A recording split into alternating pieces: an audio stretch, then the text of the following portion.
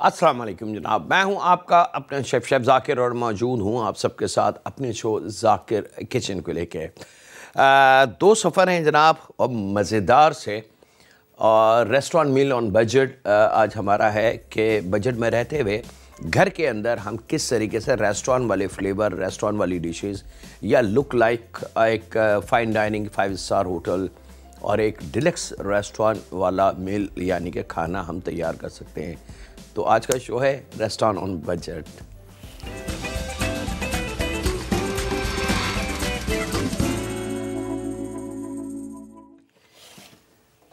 दो सफ़र है जनाब, रेड एंड वाइट, यानी कि रेड मीट का इस्तेमाल है और वाइट मीट का इस्तेमाल है। एक नाम हमने हमारे यंगस्टर जो बच्चे हैं उनमें बड़ा मशहूर है, और शायद ही कोई बच्चा है जो उस नाम को नहीं जानता। नगेट्स। अच्छा, नगेट्स थोड़ी सी वजाहत मैं कर दूं। नगेट्स एक कुकिंग स्टाइल का नाम है। इसके अंदर बहुत सारे फ्लेवर, बहुत सारे तरीके। ज़रूरी नहीं है कि अगर नगेट्स कहीं लिखा है तो आप समझें कि बस जिस तरीके से कटलस एक स्टाइल का नाम है कि हाँ जी कीमा होगा लगा हुआ तवे पे या हॉट प्लेट पे हल्का सा सिका हुआ पका हुआ, वो कटलस होंगे। ठीक है, तो इसी तरीके से नगेट्स जो हैं ये भी एक स्टाइल है, और जैसी नगेट्स का नाम हमारे जहन में आता है हम जहनी तौर से तैयार हो जाते हैं कि कोई ऐसी चीज़ होगी जो डीप फ्राइंग होगी, तली भी होगी और क्रंची सी होगी और look like a fried chicken, boneless keema होगा, मीन्स होगा। ये चंद बातें हमारे दिमाग में आ जाती हैं। लेकिन अगर ड्रम स्टिक हड्डी वाली को मैं नगेट्स वाले फ्लेवर पे देके फ्राई करूं और उसको बोलूं ये नगेट्स है, तो शायद आप लोग यकीन ना करो। दैट इज़ ट्रू, क्योंकि नगेट्स का नाम आते ही चिकन का कीमा, मैश किया हुआ, फ्लेवरिंग, कोटिंग, फ्राइंग, ये हमारे जहन में आती हैं। तो ये एक स्टाइल है। अब इसके अंदर बीफ, चिकन, फिश, प्रॉन्स ये सब शामिल हो सकते हैं। ऐसा नहीं है कि सिर्फ पूरी दुनिया में चिकन नगेट्स ही मिलते हैं, बल्कि हर चीज़ मिलती है। लेकिन ये भी नहीं है कि सिर्फ एक किस्म के नगेट्स पूरी दुनिया में आपको मिलेंगे, ऐसा नहीं है। मुख्तलिफ मुल्कों में मुख्तलिफ फ्लेवर का इस्तेमाल होता है और अपने अपने कल्चर के हिसाब से वो उस चीज़ में अमेंडमेंट करते हैं, चेंज करते हैं और फिर सर्विंग करते हैं। मिसाल के तौर पे कि अगर हम अरब कंट्री में नगेट्स लेते हैं तो वो बिल्कुल माइल्ड की तरफ चले जाते हैं, क्योंकि अरब फूड में मिर्च मसाले दूर दूर नहीं होते। लेकिन यही अगर हम मैक्सिकन या फ्रेंच खाने की तरफ जाते हैं तो वहाँ वो पूरा फ्लेवर उसमें लेते हैं। मैक्सिकन में जाते हैं तो वो चटपटा स्टाइलिश लेते हैं। इसी तरीके से अगर हम एशिया की तरफ आ जाते हैं, पाकिस्तान, इंडिया की तरफ, बांग्लादेश, श्रीलंका की तरफ, तो यहाँ पे उसको ट्रेडिशनल तरीके से नगेट्स को बनाया जाता है। तो ये सेम बिरयानी भी ऐसी है, सेम चिकन करी भी ऐसी है। ये तमाम खानों का सिस्टम ऐसी ही है। हमारे मुल्क में इसका कुछ और है, लेकिन पाकिस्तान में क्योंकि बहुत सारी इंटरनेशनल चेन्स हैं तो वो अपना फ्लेवर भी ला के यहाँ बेचते हैं, और वो फ्लेवर थोड़ा सा नया है, चेंज है, तो वो हमें अच्छा लगता है, क्योंकि हर नई चीज़ हमें अच्छी लगेगी। ये इंसानी फितरत है। तो यहाँ पे जनाब मैं सबसे पहले जो सफ़र शुरू कर रहा हूँ, क्योंकि इसके दो स्टेप हैं। स्टेप 1 में कंप्लीट करूँगा और फिर स्टेप 2 जो होगा वो थोड़ी देर के बाद होगा। तो बिस्मिल्लाहिर्रहमानिर्रहीम, यहाँ पे ले लेते हैं जनाब चिकन।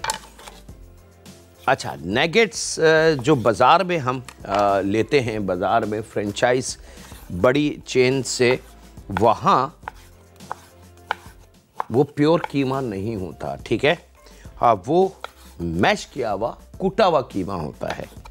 यानी कि उनके पास बड़े बड़े मशीनें होती हैं, जैसे चक्की होती है हमारे आटा और मैदा वगैरह बनाने की, ऐसी एक पार्ट होते हैं और उसके अंदर कीमे को मैश किया जाता है।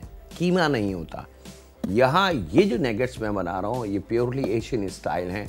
इसके अंदर हमने कीमे का इस्तेमाल कर सकते हैं, क्योंकि घर में वो चक्की हम नहीं ला सकते क्योंकि वो कॉस्टली है। तो उसका शॉर्ट फॉर्म हम चॉपर मशीन का इस्तेमाल करेंगे। अच्छा जनाब, 2 चिकन ब्रेस्ट बिस्मिल्लाहिर्रहमानिर्रहीम करके शामिल कर दिए यहाँ पे।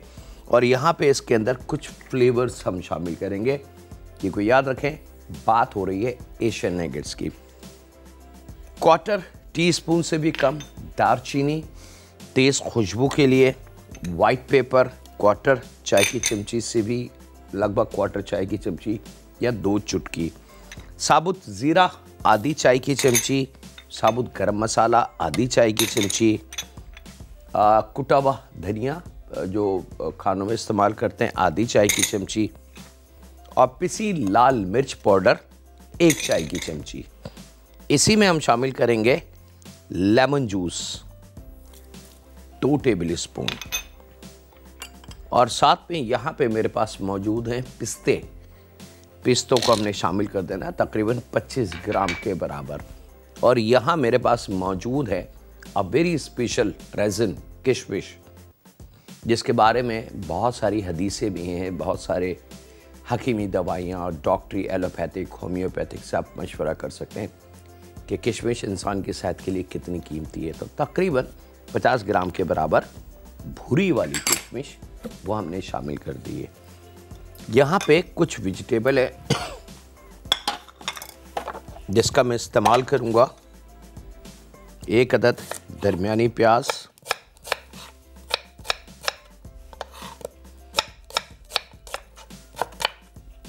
हरी मिर्च ऑप्शन है आपके पास, अगर आप चाहें तो शामिल कर दें क्योंकि पिसी लाल मिर्च और वाइट पेपर उसमें मौजूद है। अगर घर में बच्चे हैं तो फिर मैं मशवरा नहीं दूंगा कि बहुत ज़्यादा मिर्च का इस्तेमाल करें, लेकिन अगर कोई गेट टुगेदर है आपकी जिसमें बड़े ज़्यादा हैं और आपका जी चाहता है कि ये चीज़ आपको अच्छी लगी तो आप बना के सर्व कर सकते हैं। 1/4 गड्डी के बराबर धनिया, 3 से 4 अदद मोटी मिर्च, और यहाँ पे जनाब मैं लूँगा 1 इंच का टुकड़ा अदरक का,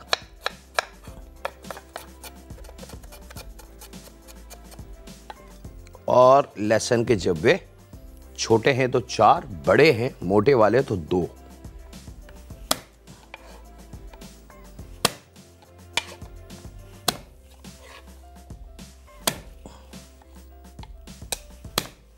चलें जनाब, लहसुन अदरक, धनिया मिर्च और प्याज, तमाम मसाला, बमे ड्राई नट्स, पिस्ता, आप चाहें तो इसके अंदर कुछ और ड्राई नट्स का भी इस्तेमाल कर सकते हैं, लेकिन पिस्ता क्योंकि नरम होता है और एकदम जायके को चेंज कर देता है तो हम कुकिंग में कुछ ऐसे नट्स का इस्तेमाल करते हैं जैसे काजू है, काजू का पाउडर है या बादाम का पाउडर है या पिस्ते का पाउडर, तो उससे खाने की लुक और खुशबू चेंज हो जाती है, लेकिन वो नज़र नहीं आता। ये शामिल करके हमने इसमें अब जायके के हिसाब से नमक कम या ज़्यादा आप बिल्कुल अपनी मर्ज़ी के हिसाब से कर सकते हैं, और इसको खूब अच्छी तरीके से आपने पीसना है। ये नहीं कि बस हल्का सा चला के और आप हट जाए, इसको जितना अच्छा पीसेंगे इसका रिज़ल्ट उतना अच्छा हमें मिलेगा। अब इसको बड़े आराम से आपने थोड़ा मशीन को ब्रेक दे के आप इसको पीस लें कि बड़ा बारीक सा पेस्ट तैयार हो जाएगा। और फिर हमने इसका स्टेप 1 जो है ये कंप्लीट है, इसको हम नेगेट शिकल देंगे। ज़रूरी नहीं है कि उसको आप किसी मखसूस शेप में, आप कोई से भी शेप दे सकते हैं। इवन के मार्केट में कार्टून करेक्टर्स के कटर्स मिलते हैं, आप उसके भी बना सकते हैं। आप ओवल शेप बना दें, इसको स्क्वायर बना दें, राउंड बना दें, जो भी आपको आसानी लगे वो बना के फिर हमने इस नेगेट्स को बना के फ्रीज़र में रखना है। ये इसका स्टेप 1। फ्रीज़र बहुत कीमती स्टेप है इसका। इसको पीसते हैं जनाब, वक्त एक छोटे से ब्रेक का लेते हैं, लम्हों का ब्रेक।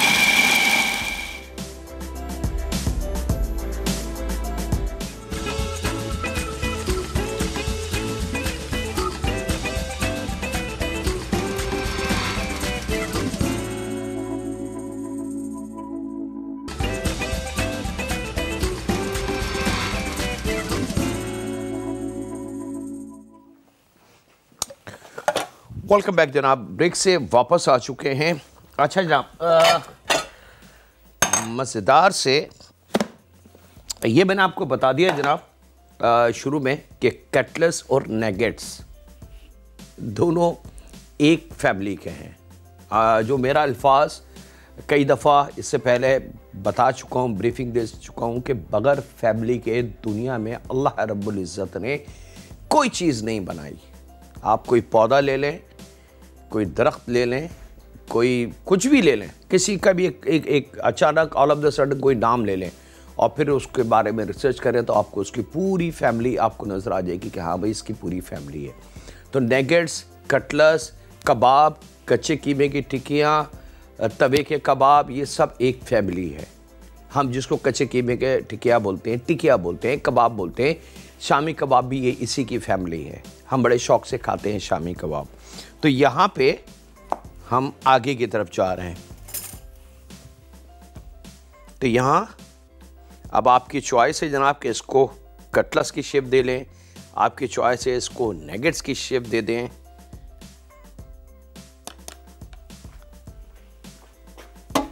अच्छा जनाब, मिन्स हमारा बिल्कुल रेडी है।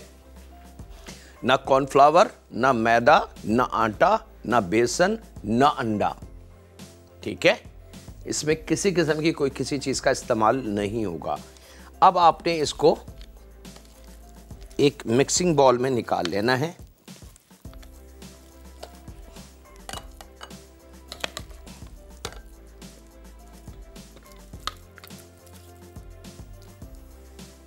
और इसको मैं अब शिकल देके, जो भी शिकल आपने देनी है उसको वो देके आप इसको फ्रीज़र में रखेंगे। याद रखिएगा, फ्रीज़र।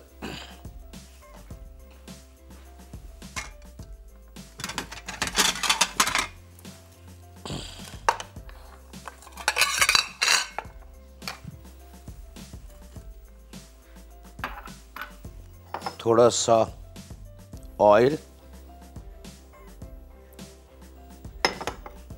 और थोड़ा सा फिटा हुआ अंडा।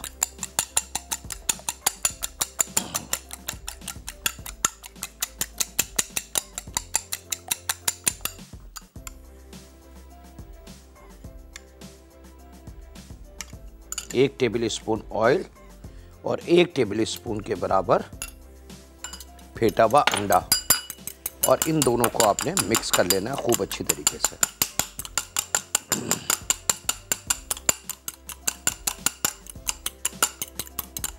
जब ये मिक्स हो जाए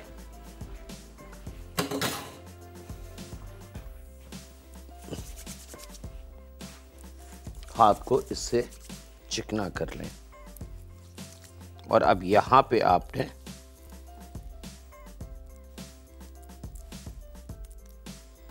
मैं 2-3 शेप बना देता हूँ, जो भी आपको पसंद हो वो।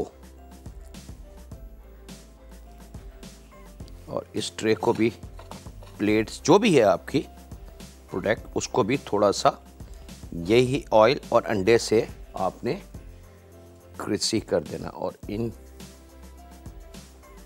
को बड़े मज़े से रखते जाएं।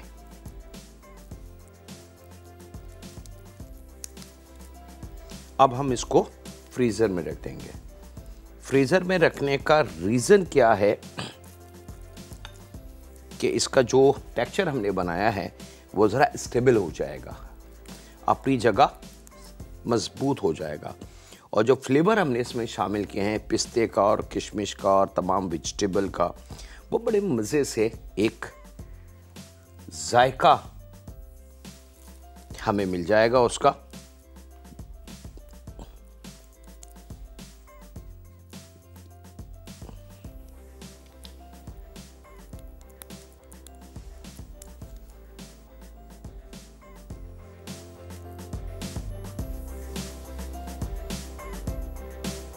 डिज़ाइन अच्छा, इसके कटर भी मिलते हैं जनाब, अगर आप चाहें तो कटर का भी इस्तेमाल हम कर सकते हैं। आप इसको स्क्वायर बना लें, राउंड बना लें, ओवल शेप में बना लें। बहुत सिंपल इसकी ट्रिक होती है। बस हाथों को आपने ऑयल और अंडे का जो टेक्सचर अभी हमने बनाया है एक, वो ज़रूर लगा लीजिएगा। उससे ये होता है कि ज़रा एक तो इसके अंदर बाइंडिंग फोर्स बड़ी अच्छी बन जाती है और इसकी लुक जो है वो बड़ी खूबसूरत सी चेंज हो जाएगी।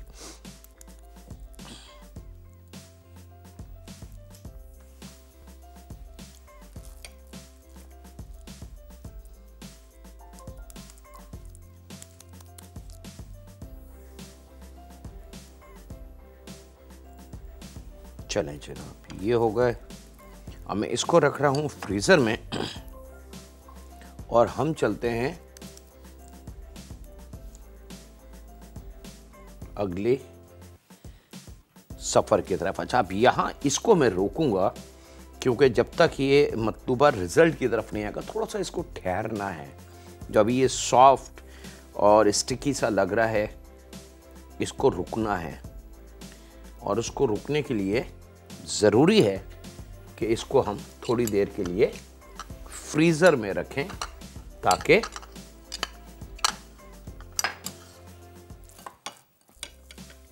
ये जम जाए थोड़ा सा।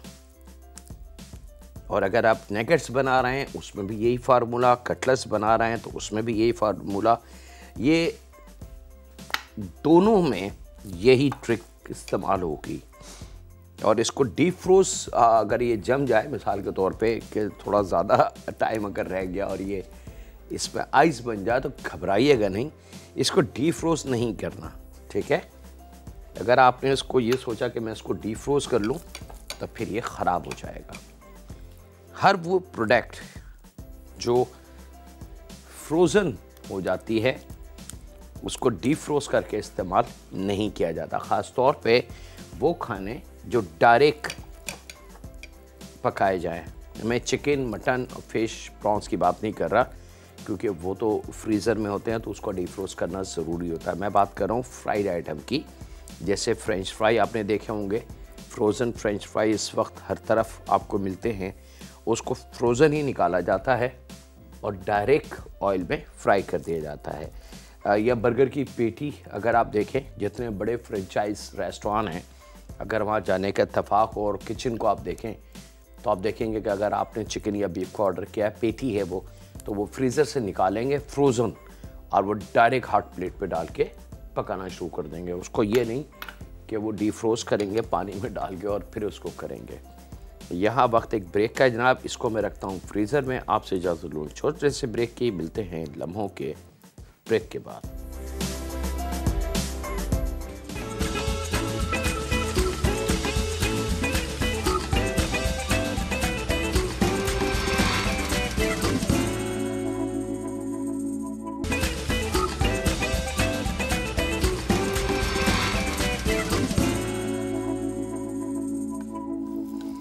वेलकम बैक जनाब, ब्रेक से वापस आ चुके हैं और यहाँ पे अब हम आ जाते हैं अपने दूसरे सफ़र की तरफ। और दूसरा सफ़र है मेरे पास a very special red beef.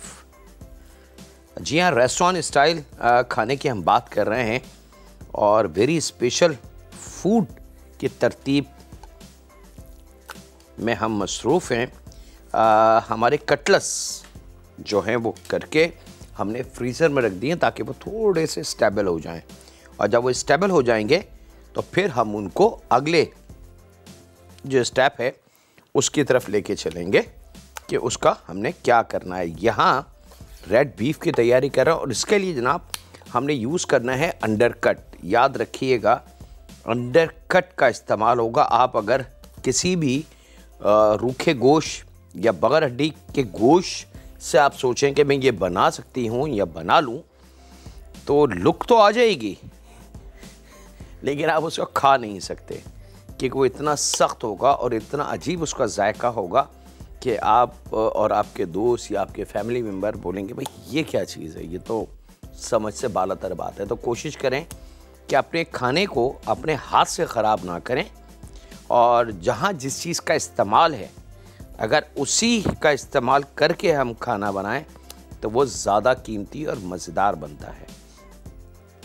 और बड़े बड़े जो जितने रेस्टोरेंट हैं उनके पास अक्सर शिकायत ये रहती है कस्टमर्स की कि जी प्राइसेस बहुत महंगे हैं। बिल्कुल मानने वाली बात है, लेकिन क्या कभी आपने रेस्टोरेंट्स को उसको जाके डीप में चेक करने की कोशिश करी कि जब वो हमारे मतलूबा खाना, मिसाल के तौर पे बीफ चिल्ली, अगर वो अंडर कट में बना के दे रहा है और हमें वो बड़ी अच्छी सॉफ्ट टेंडर मज़ेदार लग रही है और वो हैवी नहीं है, दूसरे दिन भी हमें उसको खाने से कोई परेशानी नहीं हुई, ना हमारा ब्लड प्रेशर चेंज हुआ, ना हमारा शुगर लेवल चेंज हुआ, ना हमारी हार्ट बीट चेंज हुई, ना हमें कोई पेट में सख्ती या मरोड़ टाइप की, इसका मतलब है कि वो रियल टॉप क्वालिटी का फूड था। तो अगर वो अंडर कट और अच्छी क्वालिटी के सॉस और अच्छी क्वालिटी की वेजिटेबल इस्तेमाल कर रहा है तो इट मीन्स कि वो A+ और A चीज़ें ख़रीद रहा है, तो वो महंगी चीज़ें ख़रीद रहा है। क्यों? क्योंकि उसको आपकी सेहत का ज़्यादा एहसास है, क्योंकि आप उसके कस्टमर हो, वो आपको गलत चीज़ नहीं देगा। तो एक अच्छी चीज़ अच्छे रेस्टोरेंट में, ब्रांडेड रेस्टोरेंट में अगर हम बैठ के खाते हैं और वहाँ अगर चंद रुपए ज़्यादा हैं प्राइसेस, तो उसको ये मत कंपेयर करें कि जी फ़ला जगह तो ये खाना 80 रुपए का है, आप इसको 300 रुपए का क्यों बेच रहे हैं। तो हो सकता है वो 80 वाला जो है वो उसने कुछ और, आपको लुक वही हो लेकिन खिलाया कुछ और हो। तो थोड़ा सा एहतियात और थोड़ी सी समझदारी, कभी भी कंपेयर ना करें। अगर हम मिसाल के तौर पे पाकिस्तान में जो बड़ी वाली फ्रेंचाइज चेन आई हुई है जो फ्राइड चिकन बेचती हैं, मैं नाम नहीं लूँगा, हम वहाँ जाते हैं तो 12 पीस की जो एक चिकन होती है वो हम 1600, 1700, 1800 रुपये में ख़रीद लेते हैं और हम वहाँ शिकायत बिल्कुल नहीं करते कि बहुत महंगी है, जबकि एक साबुत चिकन 12 पीस में जो कटी हुई होती है उसकी कॉस्ट है 350 रुपये या 350 रुपये। तो फिर हम 1800 रुपये में वो 12 पीस क्यों ख़रीदते हैं? क्योंकि हम इस बात का इत्मीनान हमारे दिल में है कि हम एक ब्रांड से चीज़ ख़रीद रहे हैं और 100% खालिस, हलाल और सेहत बख्श और फ्रेश मीट होगा। यही वो वजह है जनाब जिसके लिए थोड़े से पैसे ज़्यादा देने पड़ते हैं। वक्त एक छोटे से ब्रेक का जनाब, मिलते हैं लम्हों के ब्रेक के बाद।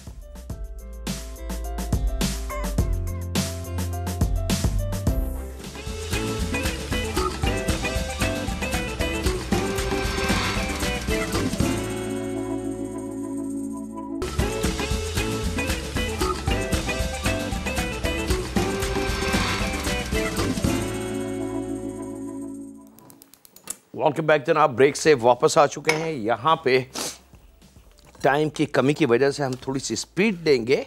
यहाँ 4 चुव्वे लहसुन और 1 इंच का टुकड़ा अदरक का हमने रखना है फ्राई के लिए।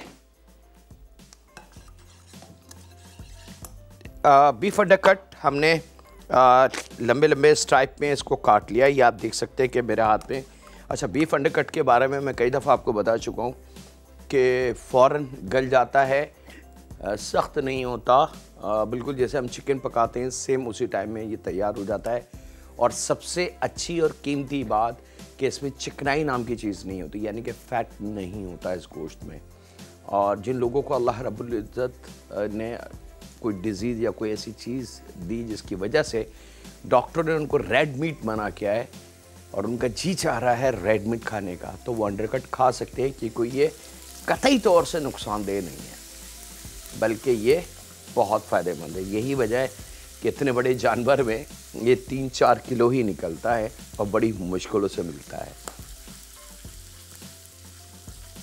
बाकी गोश्त तो आपको सुबह से लेकर शाम तक आपको दुकानदारों के पास टंगा हुआ मिल जाएगा, लेकिन अगर आप अंडरकट जाके लेने की कोशिश करेंगे तो वो शायद नामुमकिन वाली बात है, अनलेस कि वो दुकानदार आपके जानने वाला हो और उसको आप वक्त से पहले बता दें, तो वो थोड़ा सा इस पीस को रोक के रखेगा आपके लिए, क्योंकि इसके ख़रीदार सुबह 6 बजे मार्केट में खड़े हुए होते हैं। चले जनाब, लहसुन अदरक जब थोड़े से कलर में आ जाए तो ये बीफ हमने इसमें शामिल कर देना है। और यहाँ जनाब मैं शामिल करूँगा इसमें तकरीबन आधी चाय की चमची रेड फूड कलर।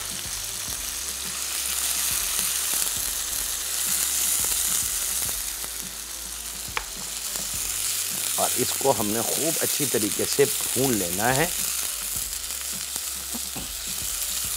ये रेस्टोरेंट ट्रिक्स मैं आपको दे रहा हूँ।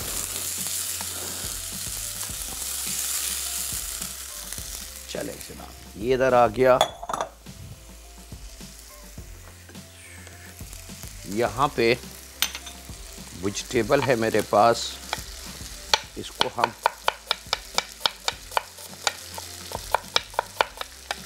आप चाहें तो इसको चॉप भी कर सकते हैं, लेकिन मैं आज चॉप नहीं करूँगा, लंबाई में थोड़ा सा इसको काटेंगे। एक अदद दरमियानी प्याज, 2 से 3 अदद मिर्च ले लें।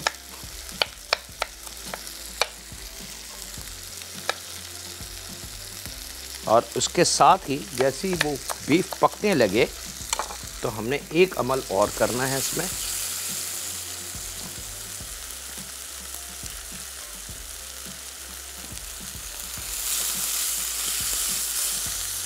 यहाँ मेरे पास मौजूद है 2 टेबलस्पून सेसम सीड तिल, ये हमने शामिल कर देना है इसमें, ताकि तिलों की खुशबू जो है वो बड़ी मज़ेदार सी इसके अंदर आ जाए।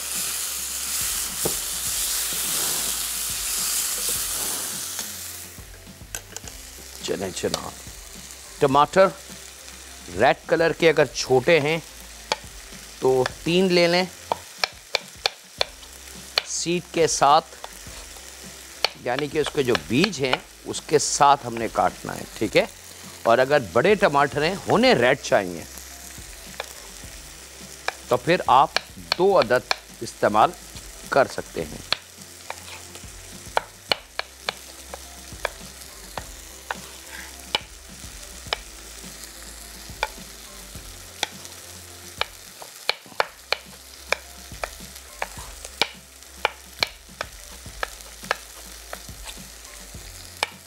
क्वार्टर गड्डी धनिया, थोड़ा सा रफली इसको काटेंगे, चॉप बिल्कुल बारीक नहीं करेंगे।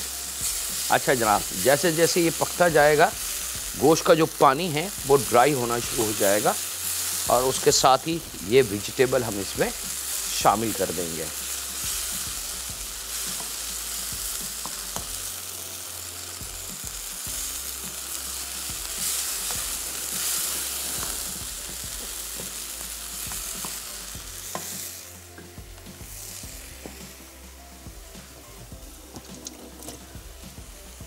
अच्छा जी, अब हम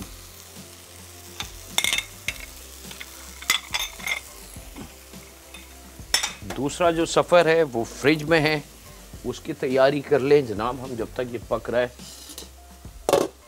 तो यहाँ पे कुकिंग ऑयल,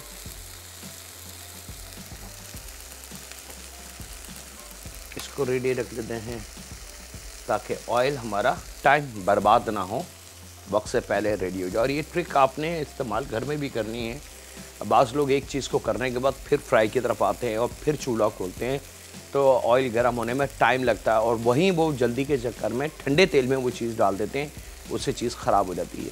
तो चंद लम्हे पहले चूल्हा खोलते हैं ताकि ऑयल, लेकिन किचन को मत छोड़िएगा, चूल्हा खुले में आपने चूल्हों से हटना नहीं है। वक्त एक छोटे से ब्रेक का, मुलाकात करते हैं लम्हों के ब्रेक के बाद।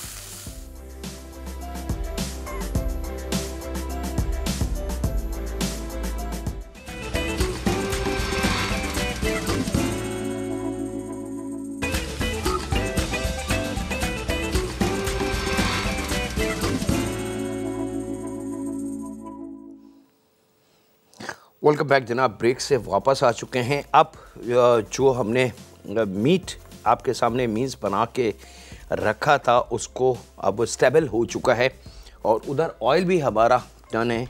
यहाँ जो फेटे हुए अंडे थे उसके अंदर इस तरीके से इसको कोट करेंगे और कोट करने के बाद ब्रेड क्रम्ब बारीक वाला, या ये जो इम्पोर्टेड आजकल आया हुआ है ये राइस का ब्रेड क्रम्ब होता है, इससे आपने तरतीब दे लेनी है। अच्छा, इसको ये अभी भी थोड़ा सा टाइम इसको और चाहिए था, लेकिन मुझे क्योंकि आपको दिखाना था इसलिए मैंने जल्दी जल्दी ये काम शुरू कर दिया। आप इसको थोड़ी देर के लिए और फ्रीज़र में रहने दें ताकि ये बहुत अच्छी तरीके से स्टेबल हो जाए और अपना कलर में आ जाए।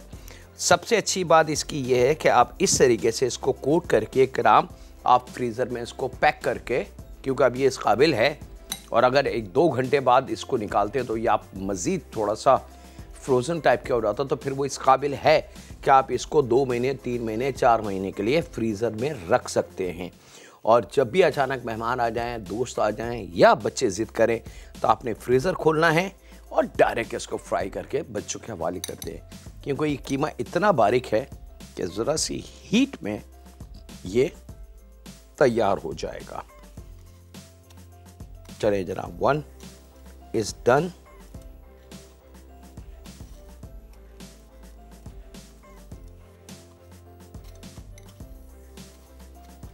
और यहाँ पे मैं आ जाता हूँ इसको लेके। बिस्मिल्लाहिर्रहमानिर्रहीम। चूल्हे को बिल्कुल स्लो कर देंगे क्योंकि ऑयल हमारा गर्म हो चुका है, लेकिन प्लीज़ बहुत ज़्यादा खुलता हुआ ऑयल ना हो, उसका नुकसान ये होगा कि ये ऊपर से जल जाएगा और अंदर से थोड़ा सा कच्चा रहेगा। तो थोड़ा सा गर्म तेल हो कि अगर हम चीज़ उसमें शामिल करें ऑयल में तो वो हल्के हल्के से पकना शुरू हो जाए। और वही एक टाइमिंग होगी इसकी कि ये अपना जो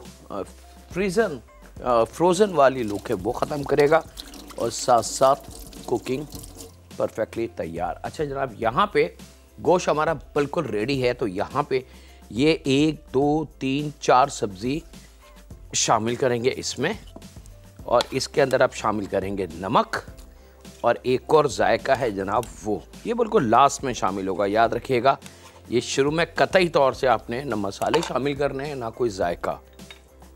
1 चाय की चमची भर के फ्रेश कुटी हुई काली मिर्च, और यहाँ पे जनाब मेरे पास मौजूद है शहद, तकरीबन 6 टेबल स्पून, और जायके के हिसाब से नमक। One of the best signature dish.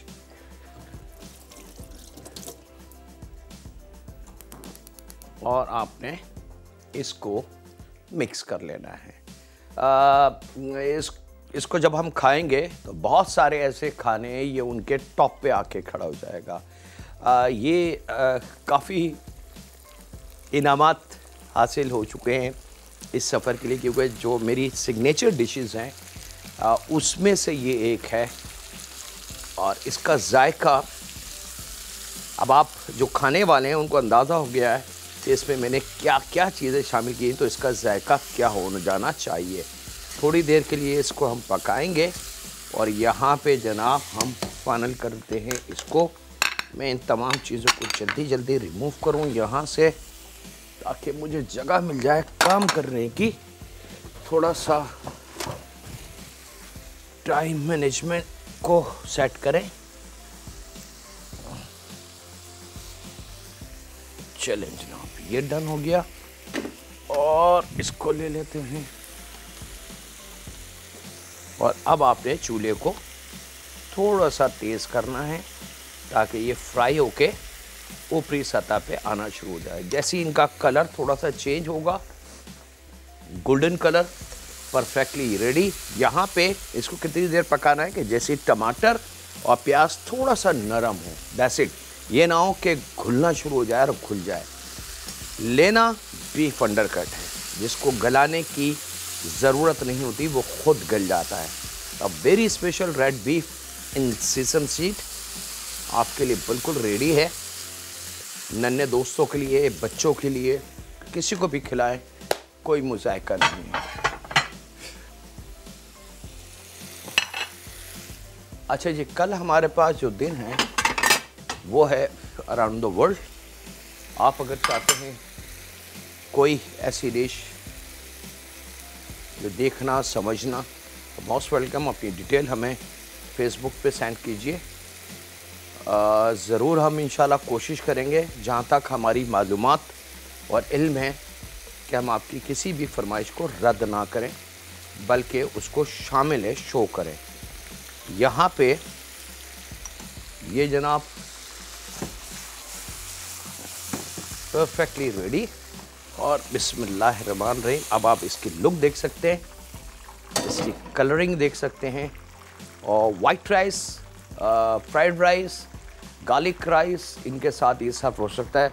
और सबसे अच्छी बात इसकी कि आप बंद ब्रेड या डिनर रोल जो होता है उसके साथ भी बतौर सैंडविच बना के इसको बच्चों को सर्व कर सकते हैं। और यहाँ पे हमारा कटलेस कम नेगेट्स या डायरेक्ट कटलेस कह दें आप, ये सब टू यू। पर अब ये फ्लोटिंग फॉर्म पे आ गया, यानी कि तैरने वाली फॉर्म पे आ गया है। अब आपने इसको कलर देना है, कलर देके इसको निकाल लें और फिर आप इसको किसी भी सॉस चटनी के साथ जो आपको अच्छी लगे उसके साथ सर्व कर सकते हैं। इस कोई पाबंदी नहीं है इसकी, ठीक है। फ्लेवरिंग मैंने आपको बता दी कि क्या क्या इसमें शामिल करना है। वक्त है इसके साथ ही आपसे इजाज़त लेने का, अपना, अपने घर वालों का, दोस्तों का, बुज़ुर्गों का, बच्चों का और बेटियों का बहुत ज़्यादा ख्याल रखें और दुआ करते रहें उस खालिक से, उस मालिक से, उस राज़िक से, उस शाफ़ी से, उस काफ़ी से कि ऐ रब हमारी सेहतों में इजाफ़ा फरमा, हमारी बीमारियों में हमें शफ़ा अता फरमा। हम कर्ज़दार हैं तेरे भी और इस दुनिया के भी। ऐ रब हम वक्त पे नमाज नहीं पढ़ पाते, हम वक्त पे नेकियां नहीं कर पाते, तो हम तेरे कर्ज़दार हैं। ऐ रब हमें आज़ाद कर इन कर्ज़ों से। और दुनियावी ज़रूरतों में हम इतना कर्ज़ा ले चुके हैं कि ऐ रब हम फंस गए। रहम फरमा हम पे, हमारे माँ बाप पे, क्योंकि तू रहीम है और सिर्फ़ तू रहम कर सकता है। अल्लाह हाफिज़ और निगहबान।